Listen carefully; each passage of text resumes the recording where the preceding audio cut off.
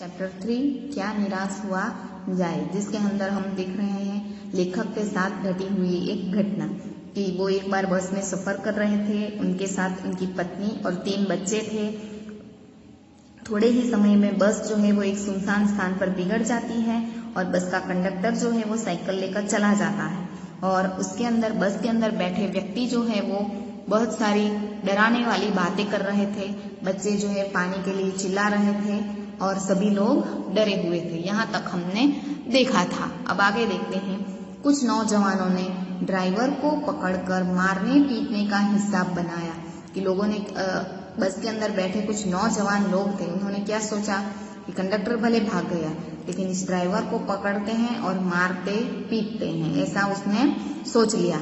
Driver के चेहरे पर हवाइयां उड़ने लगी कि ड्राइवर जो है उसके चेहरे पर से हवाइयां उड़ने लगी, यानी कि वो एकदम से घबरा जाता है।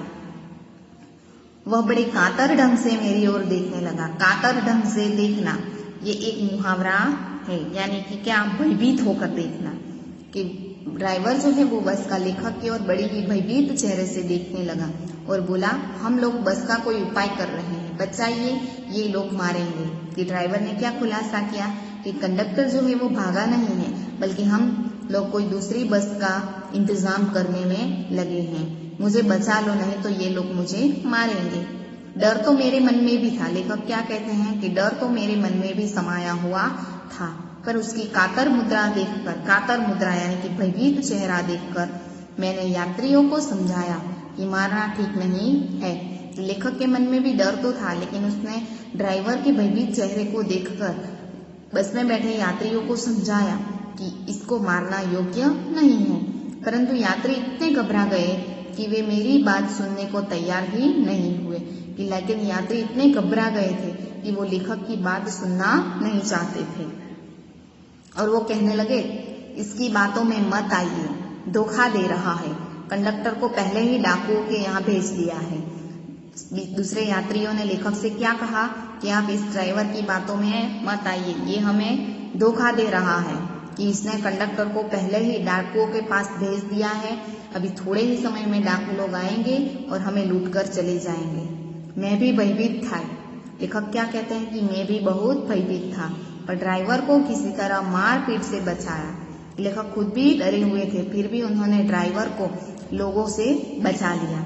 1.5-2 घंटे बीत गए। मेरे बच्चे भोजन और पानी के लिए व्याकुल थे कि लेखक के बच्चे भोजन और पानी के लिए बहुत चिंतित हो रहे थे। मेरी और मेरी पत्नी की हालत बुरी थी। लोगों ने ड्राइवर को मारा तो नहीं, पर उसे बस से उतारकर एक जगह घेर रखा था।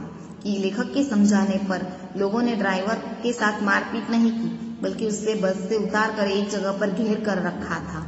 कोई भी दुर्घटना होती है तो पहले ड्राइवर को समाप्त कर देना उन्हें उचित जान पड़ा। कि उन्होंने ड्राइवर को क्यों घेर रखा था कि अगर हमारे साथ कुछ भी गलत हुआ तो पहले इसे ड्राइवर को समाप्त कर देना, यानी मार डालना वो चाहते थे।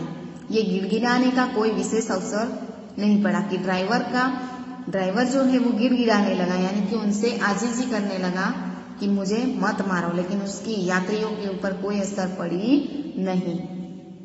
इसी समय क्या देखता हूँ कि एक खाली बस चली आ रही है।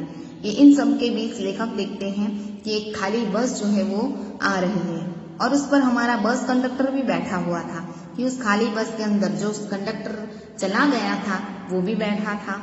उसने आते ही कहा, अड्डे से नई बस लाया हूँ, इस पर बैठे। कि उसने क्या कहा कि बस स्टेशन से एक नई बस लेकर आया हूँ, आप सब इसमें बैठ जाइए।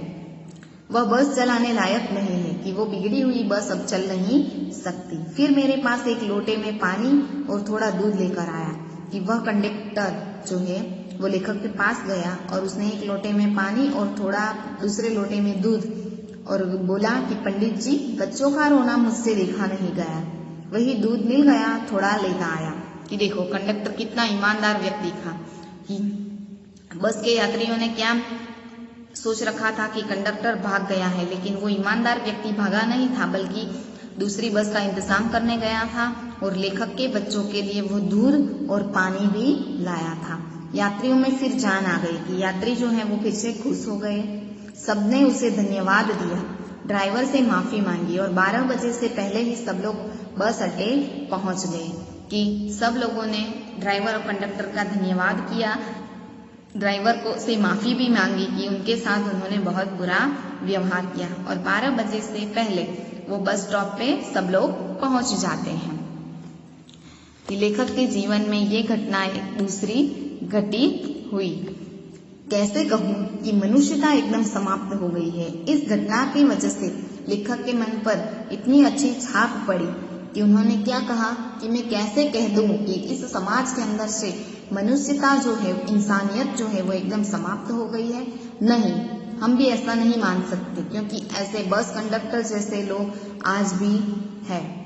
कैसे कहूँ कि लोगों में दया माया नहीं रह गई। कि किस प्रकार कह दूं कि हर एक व्यक्ति निर्दयी हो गया है। जीवन में न जाने कितनी ऐसी घटनाएं हुई हैं जिन्हें मैं भूल नहीं सकता। लेखक क्या कहते हैं कि जीवन के अंदर ऐसी कई घटनाएं घटित हुई हैं और जिनके अंदर मुझे ऐसे कई ईमानदार व्यक्ति मिले जिन्हें मैं भूल नहीं सकता। कि लेखक क्या कहते हैं, ठगा भी गया हूँ, धोखा भी खाया है। कि लेखक के साथ ठगी भी हुई है, धोखा भी खाया है उन्होंने, परंतु बहुत कम स्थलों पर विश्वासघात नाम की चीज मिलती है। ऐसा जरूरी नहीं है कि हर एक जगह पे विश्वासघात ही मिले।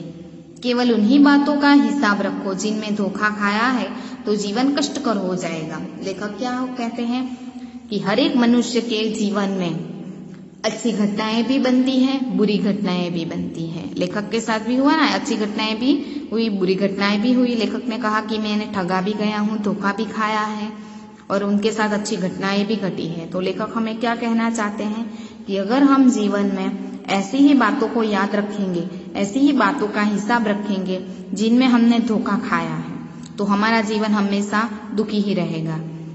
परंतु ऐसी घटनाएं भी बहुत कम नहीं हैं जब लोगों ने अकारण सहायता की है।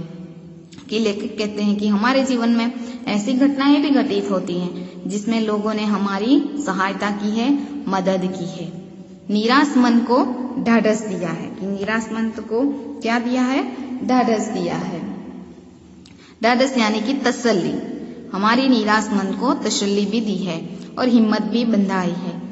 कविवर रविंद्रनाथ ठाकुर ने एक प्रार्थना गीत में भगवान से प्रार्थना की थी। आपको प्रश्न आ सकता है कि रविंद्रनाथ ठाकुर ने एक प्रार्थना गीत में भगवान से प्रार्थना की है कि संसार में केवल नुकसान ही उठाना पड़े, धोखा ही खाना पड़े, तो ऐसे अवसरों पर भी हे प्रभु मुझे ऐसी शक्ति दो कि मैं तुम्हारे ऊपर संदेह न करूं। कि मनुष्य की विचार शक्ति कैसी है कि अगर जीवन में थोड़ा सा भी दुख आए, थोड़ी सी भी तकलीफ आए, तो हम भगवान को कोसने लगते हैं कि हे भगवान तूने तो मेरे जीवन में दुख ही दुख दे दिए, ऐसा वैसा करके हम भगवान को गाली देने लगते हैं। लेकिन रविंद्रनाथ ठाकुर ने यहाँ पे बहुत अच्छी बात की है कि हे प्रभु संसार में मुझे केवल नुकसान ही मिले, हर जगह पे धोखा ही खाना पड़े, तो भी ऐसे मौके पर भी हे प्रभु मुझे ऐसी शक्ति देना कि मैं तुम्हारे ऊपर कभी भी संदेह न करूं। मनुष्य की बनाई विधियां गलत नतीजे तक पहुंच रही है तो इन्हें बदलना होगा। लेखक क्या कहते हैं कि मनुष्य ने जो भी नीति नियम कायदे कानून बनाए हैं, उस कायदे कानून का परिणाम जो है वो गलत आ रहा है, तो हमें उस कायदे कानून को निश्चित रूप से बदलना होगा। वस्तुतः आए दिन इन्हें बदला ही जा रहा है और बदलते ही जा रहे हैं, लेकिन अब भी आशा की ज्योति बुझी नहीं है। लेखक क्या कहते हैं कि अभी आशा की ज्योति जो है वो बुझी नहीं है। कि ऐसा नहीं है कि हमारे देश में पूरी तरह से भ्रष्टाचारी फैल गई है, ईमानदारी मिट गई है, ऐसा नहीं है। कि आज भी बहुत सारे लोग ईमानदार, सच्चाई और आध्यात्मिक लोग आज भी हमें देखने को मिलती है। भारतवर्ष को पाने की, महान भारतवर्ष को पाने की संभावना बनी हुई है और बनी रहेगी। कि हमारा महान भारतवर्ष जो है वो था और रहेगा।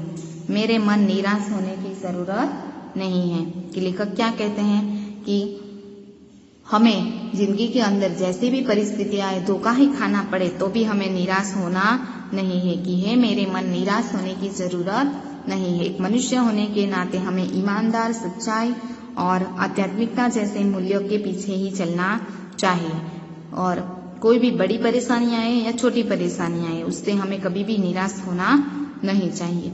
इस पाठ के अंदर लेखक हमें यही समझाना चाहते हैं कि जीवन के अंदर चाहे जैसे भी परिस्थिति आए, हमें कभी भी निराश होना नहीं चाहिए। Thank you.